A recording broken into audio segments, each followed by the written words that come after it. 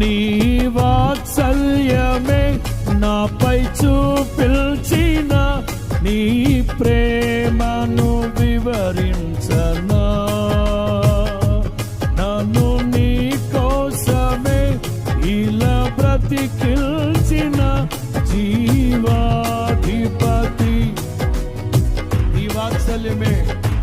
నీ వాత్సల్యమే నాపై చూపిల్చిన నీ ప్రేమను వివరించనా. నన్ను నీ కోసమే ఇలా బ్రతికిల్చిన జీవాధిపతి నీవయ్యా. ఇదే కదా నీలో పరవశం.